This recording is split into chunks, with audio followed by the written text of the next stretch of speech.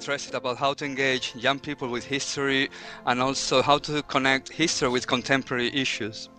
And Unseen Voices theme was about the Holocaust and children refugees in historical terms as well as contemporary. And also I wanted to see new ways away from the formal learning, how people learn in schools, as having a production company in the school and proving that the kids have their own skills to put into place. And also the engagement with the community and the social outcome was important. So the most important thing for the kids was actually having the experience of meeting a survivor and having an intergenerational exchange.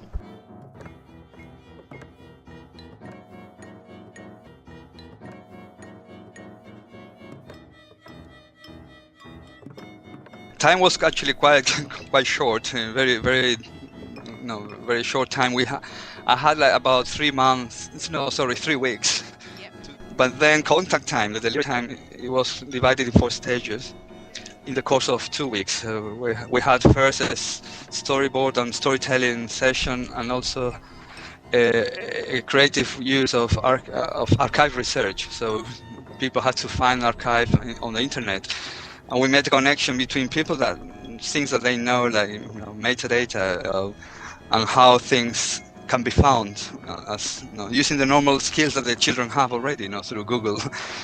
Then we moved into the editing part of a film, and they didn't know how to use iMovies, so it was interesting to see how, by focusing to the project, they managed to learn how to use the software. We had 2 sessions. One purely technical. The important thing for me was the content, and doing the whole editing, a collaborative experience with I had 15 children in different teams. The storyboard and the structure was there, but actually creating a film, not with one editor, but with 15, was actually a challenge. And then at the end, a very short time for music composition through workshops and the final performance, as I said. Then at a later stage, we produced as a company a DVD for including not only the final film, but also the process, as we documented with shooting certain parts of the process. And that, as well, with different resources for other teachers' schools, was part of a package that was sent to 100 schools in the borough. So that was interesting. Also, as part of a learning experience and the process, we visited the Imperial War Museum in London. They had a fantastic Holocaust exhibition, really well curated. And so that was a kind of very touching and very powerful for the students.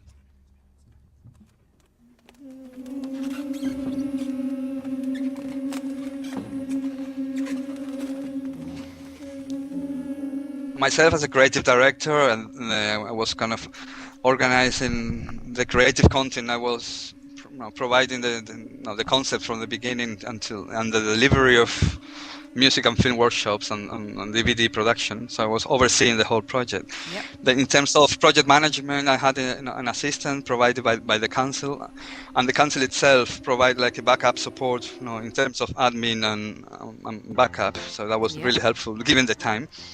Then we had collaboration with the music teacher at the school, and also an editing assistant. For the editing workshop, we had someone to help us. Yeah. And also there was an external partner from Amfran Trust. So we had a session with a different youth leader engaging the people. As I said, and there were also a survivor from concentration camp who was showing the kids, introducing the kids to the Holocaust exhibition. And apart from, of course, the kids, there were 14 young music students. And the most interesting thing that they went through the whole process of making the film and the music. And that was the core group.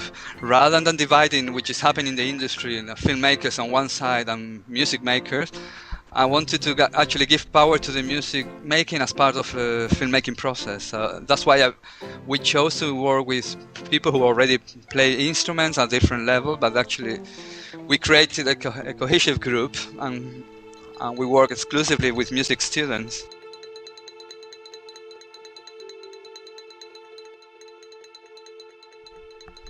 Yeah, well, in this time, it was very crucial, the partnership with the council. They were involved into putting the bid together for the fundraising. And this is Brent Council.